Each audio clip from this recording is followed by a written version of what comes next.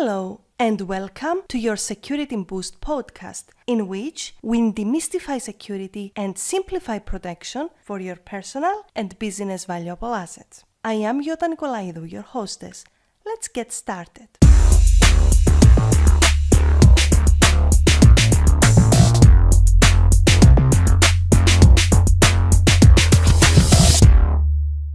Hey there, I hope you're having a fantastic day and thank you so much for tuning in. So today we are going to talk about one simple and cheap tool in your protection arsenal with triple action and capabilities.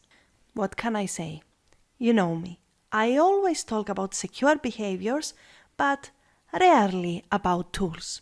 Well, today I want to make an exception because my message is not to avoid tools. Instead, I promote a more holistic approach to security in which you get the most out of your protection with a combination of tools, mechanisms, and controls, and the best protection approaches, or as I call them, behaviors and habits. So let me introduce you to a great tool which is called a VPN, and it stands for a virtual private network. In order to explain why a VPN is important for your protection arsenal, let me introduce you to the 3 requirements for a software-level cyber attack.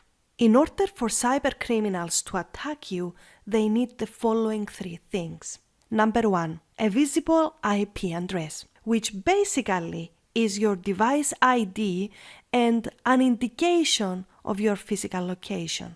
Number 2, an open port. Think of your device like a house and ports as doors, external doors. Who you allow to pass those doors and how secure you keep them defines how easy it is for a cyber criminal to get in. And number 3, a vulnerability on a service. We use services all the time. Services are your web browser with which you surf online, the Facebook app on your phone, Microsoft Word, anything on your devices. Those services can be vulnerable because their built-in component is code.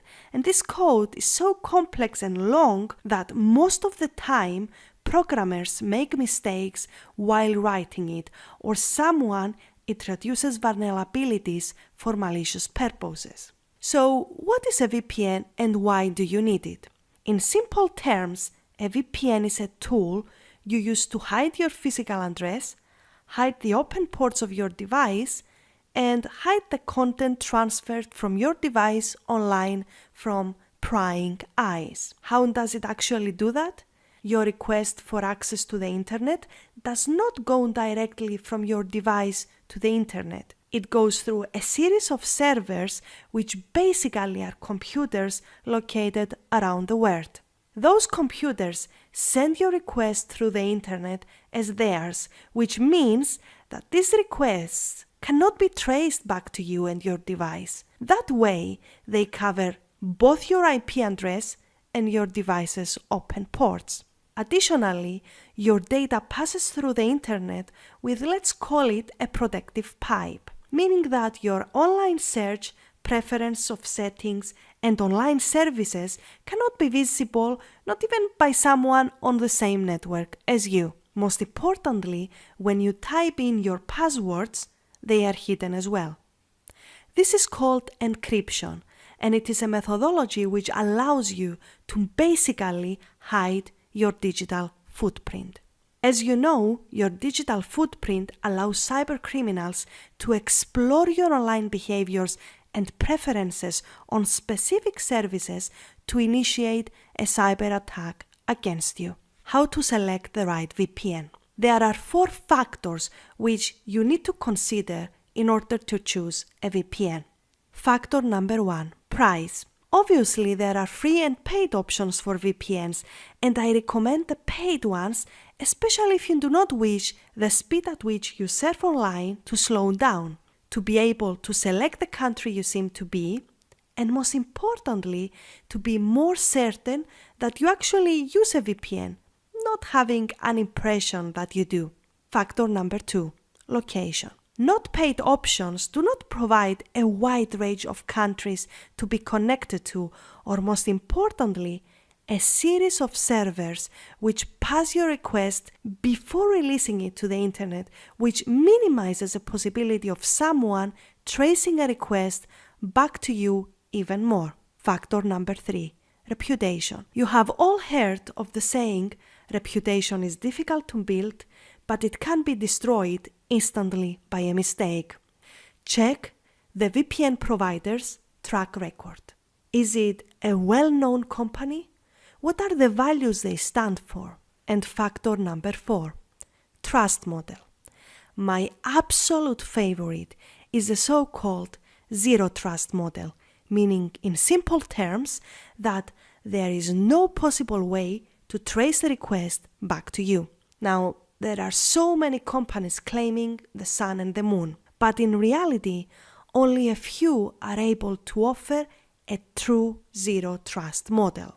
Choose countries which do not have to create a backdoor for a governmental agency, because those can easily open a backdoor for cybercriminals as well. The last time I checked, many CIA and NSA tools were leaked to cybercriminals on the darknet. Furthermore, your single point of failure can be the server accepting and distributing your request. Does it keep a record of who made the request and for what? Obviously, you cannot be 100% certain if it is a true claim, but if the company is using specific ways and approaches when building and operating the server, it means that there are higher chances of them having a zero trust model. Now, please allow me to clarify something. A security tool, or specifically a VPN, is not panacea. I could list and craft several ways to get access to your data and devices, especially for those who turn it on, but then they open their Facebook account or they click everywhere they see a link and they have tracking cookies following them everywhere. That is why you need balance between your protection levels, or as I call them in my security strategy seminars, your protection dimensions. One of the major components for this balance is your secure habits and behaviors online. If you wish to dive into that and learn more about building secure habits and behaviors, then just navigate my blog. You will find plenty of information. Before we finish this episode, let's address one question I am certain most of you have. What is the best VPN I trust and recommend? That is easy. It is a Proton VPN developed by exceptional scientists with solid values for online protection. You will find the link in the description of this episode, and for those of you who are interested, by the way, they have a huge promotion currently, which if I was you, I would definitely take advantage of. And if you thought I finished with the benefits of using a VPN, this is by far not the case. But let's analyze those in another episode. And some basic rules before we go. VPNs are not only to be used when you are in a public network. You should always be using them when surfing online, even for your private networks like your home. They are as important as the antivirus on your devices these days. Here we go. Let's hide this episode with a tweetable. For online protection, choose the tools in your arsenal wisely. After all, protection does not leave traces. That is all from me for today. Wishing you protection and success. And I will see you all in the next episode of your Security Boost, the podcast which seriously trains your protection muscles every Monday. Remember to like and share.